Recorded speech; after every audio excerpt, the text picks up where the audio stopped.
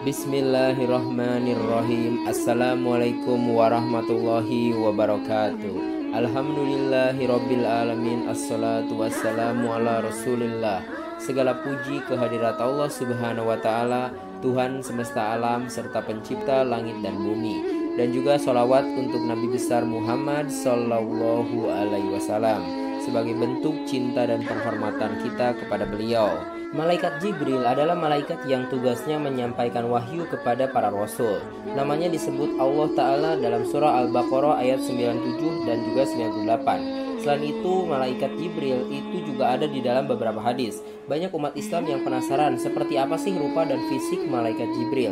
Apakah dia sosok yang menyeramkan atau justru lembut? Bagaimana juga Rasulullah Shallallahu Alaihi Wasallam menggambarkan ciri-ciri fisik malaikat Jibril. Nah, ciri fisik yang digambarkan dalam hadis yang diriwayatkan oleh Imam Muslim nomor 174, sayapnya yang besar bahkan bisa menutupi langit. Dari Ibnu Mas'ud radhiyallahu an, Nabi Muhammad Shallallahu Alaihi Wasallam melihat Jibril dalam wujud aslinya. Dia mempunyai 600 sayap yang menutupi langit. Dalam hadis riwayat Muslim nomor ke-177, Aisyah radhiyallahu anhu pernah bertanya kepada Nabi Muhammad sallallahu alaihi wasallam tentang surah At-Takwir ayat ke-23 dan surah An-Najm ayat ke-13 dan juga ke-14. Di dalam surah At-Takwir ayat ke-23 disebutkan bahwa Rasulullah itu pernah melihat malaikat Jibril di ufuk yang terang. Sedangkan dalam surah An-Najm ayat ke-13 dan juga 14 disebutkan bahwa Rasulullah pernah melihat Jibril di Sidratul Muntaha. Di sana juga ada surga tempat tinggalnya. Nah, di sini kita akan coba sedikit jelaskan mengenai tafsir dari beberapa ayat yang tadi. Pertama dari surat At-Takwir ayat ke-23 terlebih dahulu. Jadi Rasulullah itu pernah melihat malaikat Jibril dalam bentuk aslinya yang kedua kalinya dalam hidupnya. Pertama ketika beliau berada di Gua Hiro sebelum turunnya surah Al-Mudatsir. Yang kedua ketika beliau mi'raj ke langit ketujuh. Firman Allah yang berbunyi, "Sungguh dia Muhammad telah melihatnya dalam rupa yang asli pada waktu yang lain, yaitu di Sidratul Muntaha." Nah, sekarang kita akan coba membahas mengenai tafsir dari surah An-Najm ayat ke-13 dan juga 14. Nah, dalam ayat-ayat ini Allah Subhanahu wa taala menerangkan bahwa sesungguhnya Muhammad pernah melihat malaikat Jibril untuk kedua kalinya dalam rupanya yang asli pada waktu melakukan Isra Mi'raj ke Sidratul Muntaha, yaitu suatu tempat yang merupakan batas alam yang dapat diketahui oleh para malaikat. Ada yang berpendapat bahwa maksud ayat ini adalah seperti dalam firman Allah, dan sesungguhnya kepada Tuhanmu lah kesudahannya atau segala sesuatunya. Al-Quran surah An-Najm ayat ke-42. Nah, setiap mukmin wajib mempercayai bahwa Sidratul Muntaha itu sebagaimana yang diterangkan oleh Allah dalam ayat-ayatnya. Tetapi ia tidak boleh menerangkan tempatnya dan sifat-sifatnya dengan keterangan yang melebihi daripada apa yang telah diterangkan oleh Allah dalam Al-Quran. Kecuali bila keterangan itu kita dapat dari hadis Nabi Muhammad SAW yang menerangkan kepada kita dengan jelas dan pasti.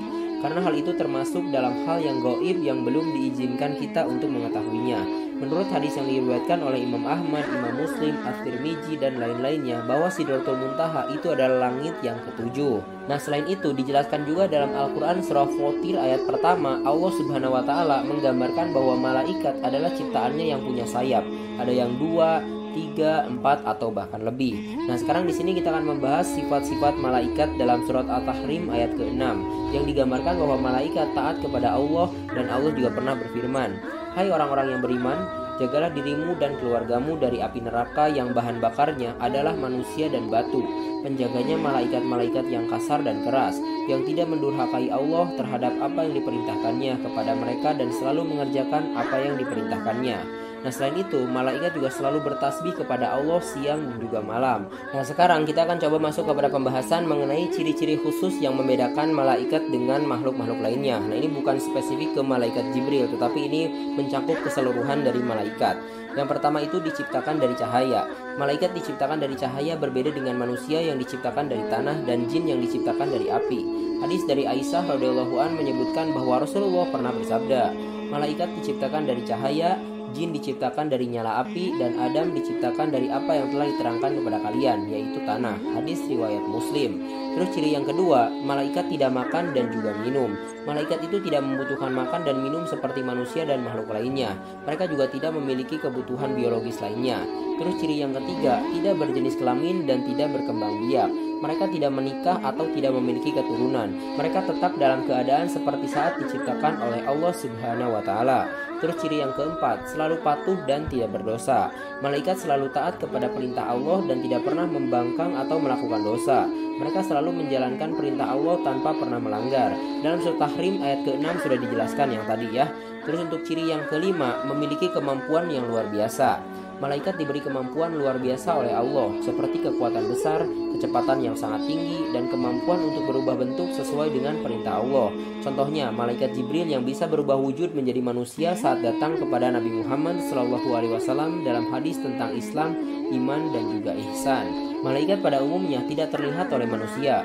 Mereka hanya bisa dilihat dalam bentuk tertentu jika Allah mengizinkannya. Seperti ketika malaikat Jibril menampakkan diri kepada Nabi Muhammad SAW atau kepada Maryam, ibu Nabi Isa alaihissalam.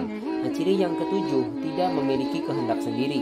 Malaikat tidak memiliki kehendak atau pilihan bebas seperti manusia. Mereka sepenuhnya tunduk pada kehendak Allah dan tidak pernah menyimpang dari tugas yang diberikan kepada mereka. Ciri yang terakhir atau yang kedelapan, selalu bertasbih dan beribadah kepada Allah. Mereka senantiasa memuji dan mengagungkan Allah serta beribadah tanpa henti. Tadi sudah dijelaskan dalam Al-Quran surah Fussilat ayat ke-38.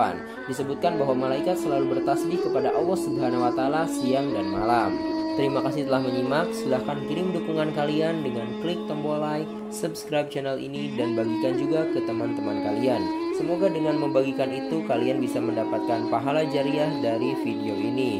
Mohon maaf bila ada kesalahan. Wabillahi taufiq wal hidayah. Wassalamualaikum warahmatullahi wabarakatuh.